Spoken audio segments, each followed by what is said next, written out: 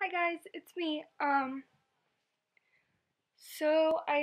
This time hopefully I'll make it shorter because I have a list again. I haven't made videos in like 4 or 5 days, I think. Um Maybe longer. It's been really hectic around my house.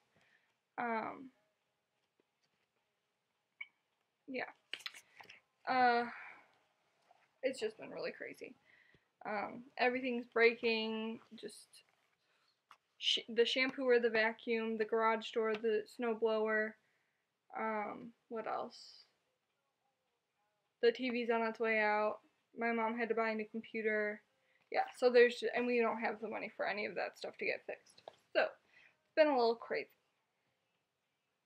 And I have my sister's cat in my room that is like wandering and wants to take stuff. I don't know. He doesn't even know what the hell he's doing. He's just like chewing on everything. It's just really ridiculous. Cody! Cody! No! Yeah, he's not listening.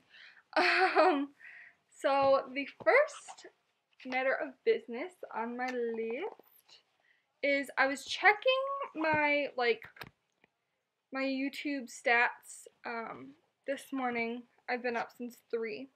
So I was checking my YouTube stats this morning and I got a new subscriber. So yay, hello whoever you are. Thank you for subscribing. I really appreciate it because I have like 11 subscribers and not okay. Well, it is for me because that's a lot. Um, and then I found out that like before, except for my singing video, which got like a crazy amount of there's like 400 views. I don't know. They're probably just watching to laugh at me, which I don't care as long as I get views. And as long as they're not laughing in my face. But other than that video, I usually have between 6 and 8 views, sometimes 10. But these past few videos since I've gotten back, I have like at least 25 on each one, if not more. So I just wanted to say thank you guys for like watching and tell your friends. I don't bite. Um, I really love making these videos, and if it like helps anyone or entertains them for like 18 minutes or anything like that, like it's well worth it because it gives me something to do when I'm home by myself all day, and you know it lets me get stuff out. So thank you guys for watching so much. Thank you, thank you, thank you. Um, Next thing is I'm basically gonna go fibro. It's gonna go like from least triggering to most triggering. So it's gonna go fibro, anxiety, and then the eating disorder. Um, because I haven't self-harmed since the last time I did. I'm not really gonna discuss that because it's like, I don't know. Wow, I'm like incredibly itchy, and that's part of the fibro thing. So I freaking fixed this thing. I every time like 5 minutes after I, you know, bring it out of the like hibernation or whatever, it goes back in, and I tried to fix it, but evidently I did something wrong. Whatever. So yesterday I realized that I hadn't been taking my meds in like a week and a half, and I was like, well, that's not okay. I have to like remember. It's I don't make hormones, so it's important for me to get the synthetic hormones so that my body functions normally. Plus, there's a Cymbalta that's supposed to help for depression and fibromyalgia, which is like important. Um, but I've been forgetting to take it, which is really not good. Um, so I remembered to take it yesterday. It's just been so crazy in the house that I totally forgot. Um, but anyways, I'm like really spacey today. Oof, like really spacey. Like I'll just stare at the walls. Um, anyways, where was I? So I took this Cymbalta yesterday, and all the rest of my meds. Well, that was really too close. And then about 5 hours after I took it, I watched The Hunger Games with my dad yesterday, and he really liked it. And then we went to Jewel and gotten like a fender bender. It just was not a good day yesterday. And very, very minor. Everyone's okay. I came home and I literally felt like death.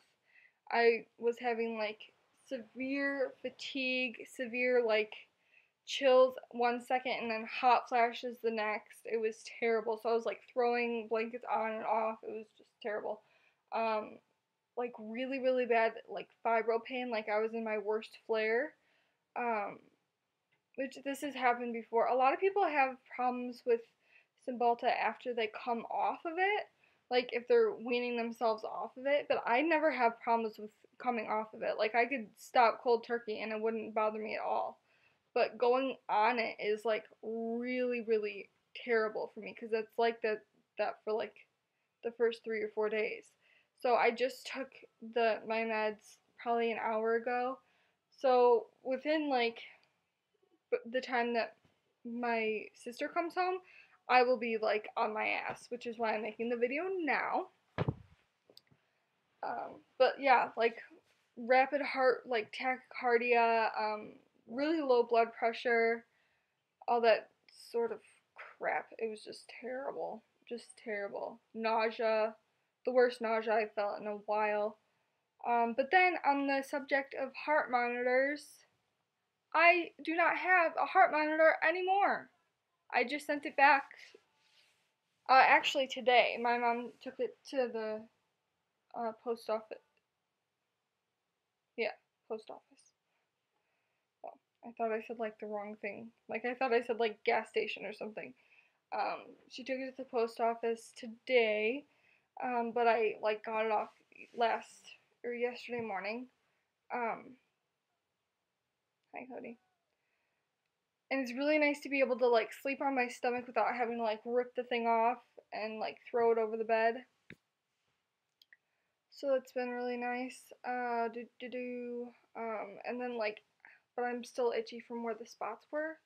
And you move it around, so like now I have like this huge spot right here, and then like this huge spot like down here. Oh yeah, look at my fat, that's nice. Shouldn't have done that. So yeah, now I'm really self-conscious. Yeah, that's really great. So, I'm still really itchy. So if you like see me scratching anywhere, plus I took a Norco. Anyways, the Cymbalta story.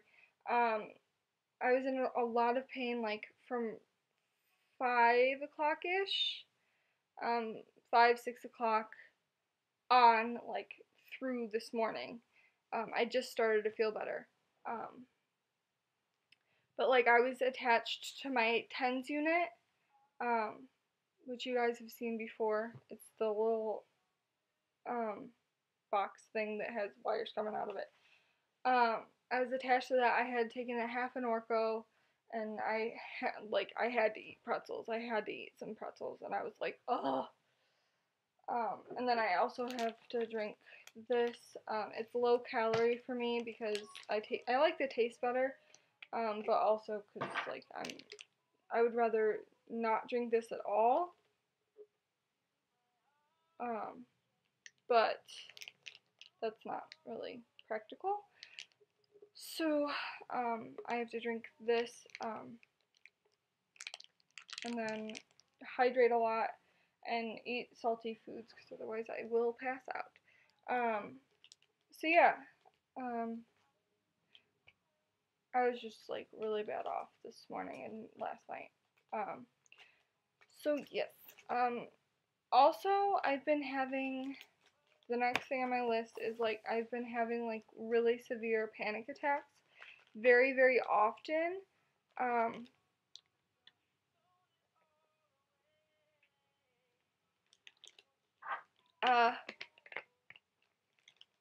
like, and the weirdest things will set it off. Like, yesterday, I got a letter from my insurance company telling me that they think the nerve cauterization, it's called radio frequency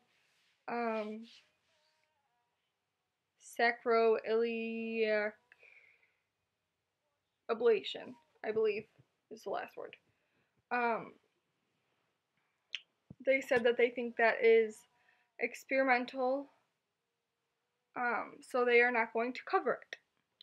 I said, you know what? This is not a big deal for me. This is like the low scale of like declines for the insurance company. I can deal with this. That's the permanent solution. That's the permanent thing of what I'm getting already.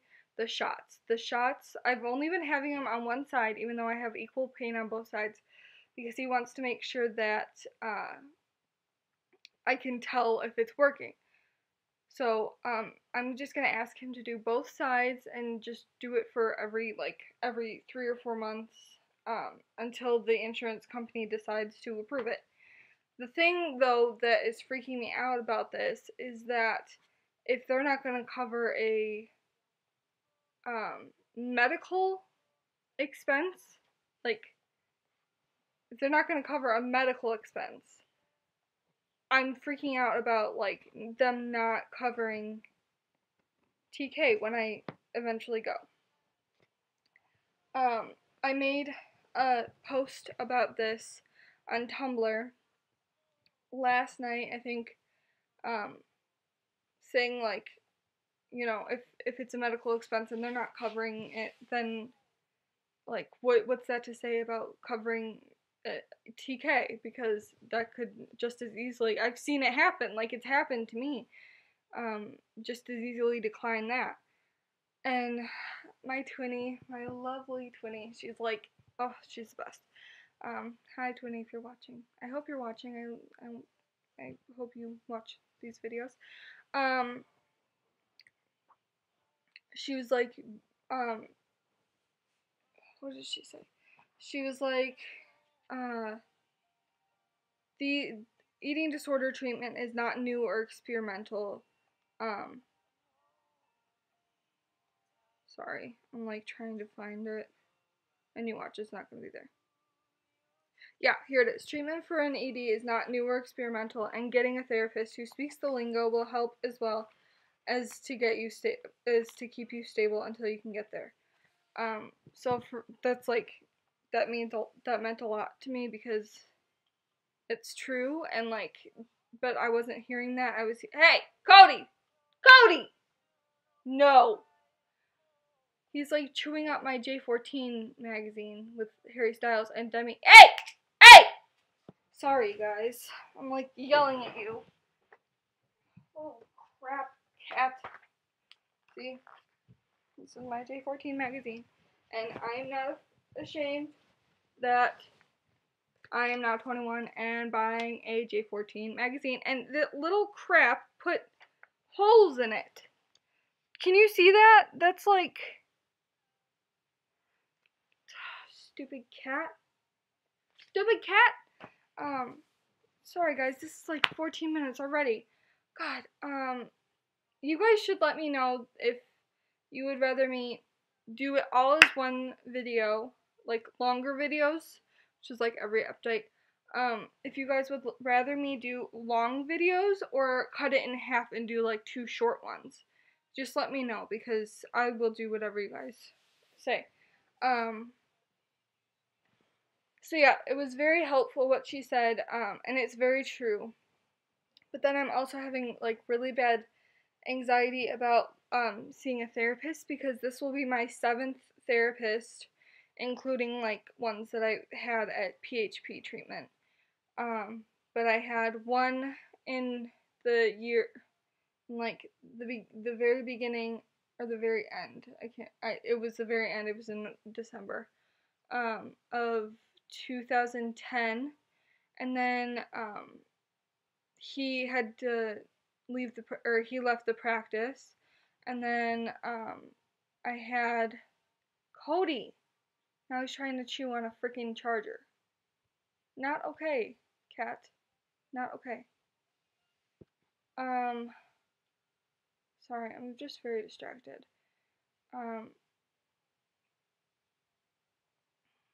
After that, I went to, I went without a therapist for a while. And then I went to, PHP for self-harm and depression. So I had another one there. Then I went to, a different therapist and was there for, like, 4 months.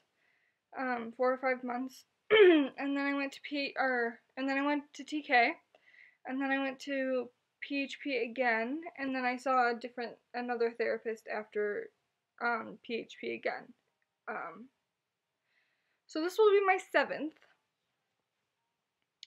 which is kind of scary, but she specializes in EDS, and she also deals with like self-harm and depression and anxiety and stuff like that. So I'm excited, but I'm also like freaking out, like what if we're not a good fit, and what if I have to start looking again.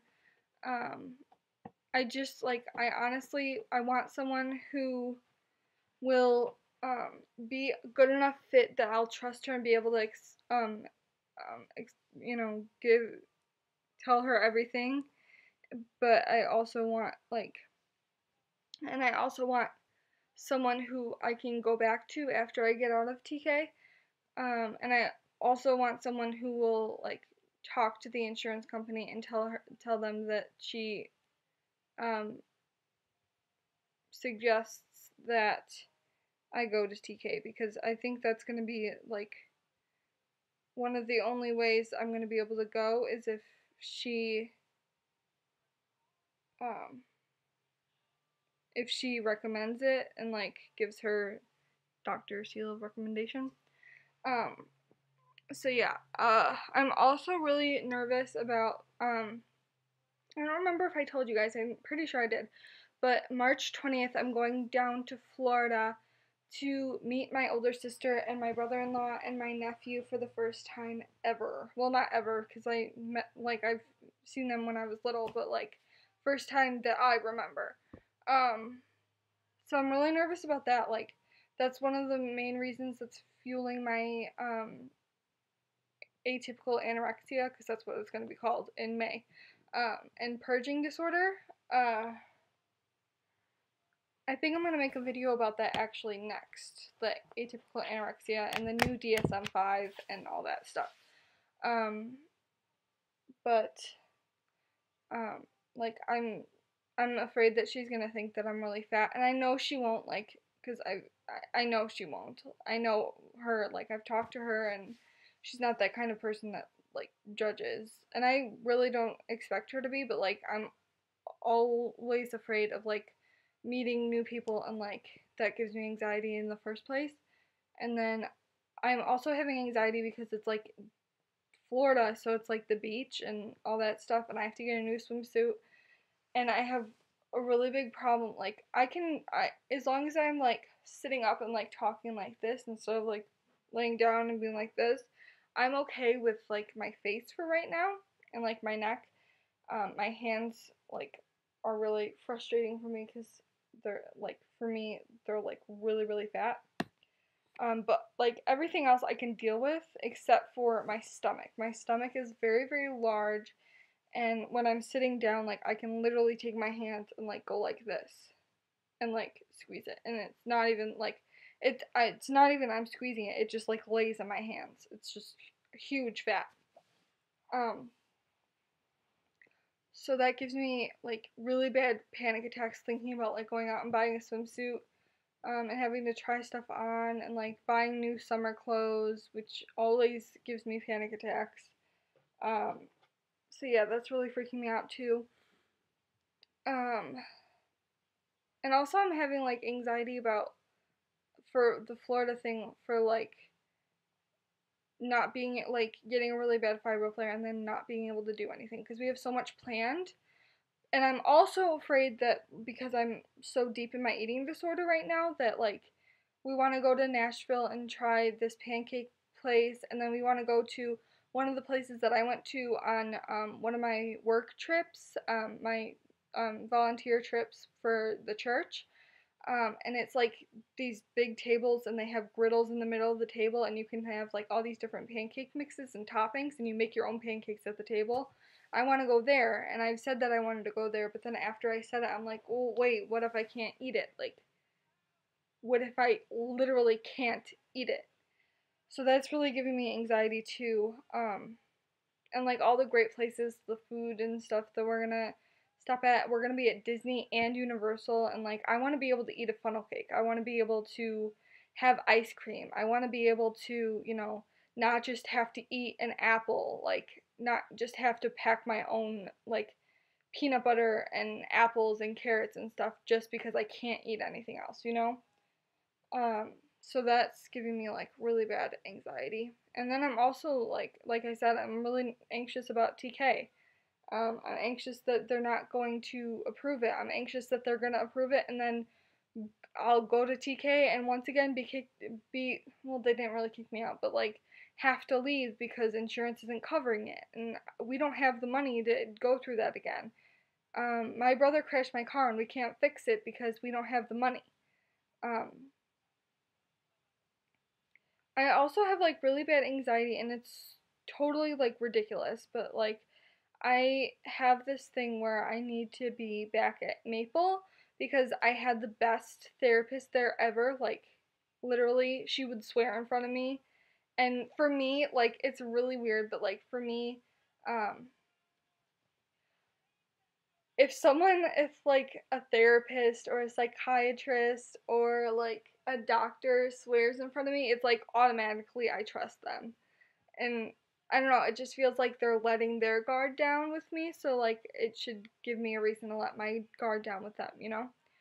So I really want to go back to Maple, because, and it's not because of Demi. I've been to Maple. It's not like, oh my God, Demi's been here. Like it's more of a, you know, okay, yeah, Demi's been here. This is giving me more of a reason to try and recover. Like look how far she's gotten, more of a thing. Um, so I don't know, it's just it makes me very anxious that like there's 3 other lodges that are possible for me to stay at. One of them is the adolescent lodge, so I can't be there. So basically I have like a 30-60 chance. But then again, Maple just added like a whole bunch, like 9 more beds. So it's more of a 40-60 chance, which is almost 50-50, which is kind of exciting. But like, I don't know, I really want to like call them and be like, okay, I'm gonna go to TK. I need to get like registered and everything, but I would like you guys to call me, or to like wait until I can go to Maple, because I have like I need to go to Maple. Um, but I don't think they'd understand that, and um, I don't know, I'm afraid that they're just gonna be like, well, no, this is something you need to work on, change, and all this stuff, and I'm like, yeah, but can we work on it after I go to Maple? Um, so yeah, that's really freaking me out. Um, but yeah, this is gonna be like a 30-minute video. It's already at 23 minutes. I'm sorry, guys, but at least it gives you something to watch, you know? You don't have to keep looking for videos. That's what I like, at least. I like really long videos. Um, so with my eating disorder right now, this is like the trigger warning section. So trigger warning. I've been eating probably, like, I've been trying to up my intake just because like I really want to get better, but I also have like the worst fear of gaining weight. And I know they won't make me gain weight, they'll probably make me maintain, but like I want to lose weight. Like I have a fear of like not only gaining weight but like staying at the same weight right now. I need to lose. Um so I've been trying to up my intake, but every time, like it doesn't matter if I eat all sorts of stuff. It doesn't matter because I have see, like this is I have really bad acid reflux now because of the purging. And the cat is like going under the covers and it's really weird. Oh my god, Cody, just chill out. Um, but I've been still like under 800 calories per day. Like it doesn't, like, I'll eat chocolate, um, but like I will only eat like a half of a little, like a half of a square. Like, you know, the Hershey's chocolate and it's only like this big. I'll only eat half of it. Um, um, and like when I went to the grocery store with my dad yesterday, I bought this really healthy bread that's like 35 calories a slice. Um, and then I also bought online PB2, which is powdered peanut butter, and it's only 45 calories per 2 tablespoons, as opposed to like 200 calories per 2 tablespoons. So I like that's coming with me on vacation. Apples, carrots, stuff like that. Low calorie stuff. Low calorie popcorn, rice cakes, stuff like that. So I'm really, like, I'm excited, but I'm also like really, really, really nervous. Yeah, so my eating disorders are very, very strong. I read a post on Tumblr yesterday that was like, she listed her fear foods, and I all of a sudden, like, automatically my brain was like, oh, okay, look at these are her fear foods. These are what you need to be afraid of now. Do not eat these. You will gain weight. It's not even a question. Do you see this? It's right in front of you. Do not eat it. And then like a tiny little voice in the back of my head was like, hey, hey, every eating disorder is different. You don't have to be afraid of the exact same foods as other people are. Um, you know, you're different than every other person. Don't don't let one post, you know, decide what, just don't let one person's fear foods decide what everything you're gonna eat and not eat is. And I was like, wow. So I messaged the person and told her thank you, because like before that I didn't know if I still had like any recovery mindsets like in my head. Like I wasn't sure. I thought maybe it was all gone and I was going to have to start from square one, but like it makes me very happy that I can see that I still have a little bit of recovery mindset left. So that's it for now. I'm going to make another video on the DSM-5 and what it means for us. And then, yeah, if you guys have any topics or ideas, you can either inbox me on here or inbox me on my Tumblr, which is tomorrowsabetteryesterday.tumblr.com, and I'll put it in the down bar too. Thank you guys again for all the views and the subscribers and all that stuff. So thank you again. I love you guys. Bye.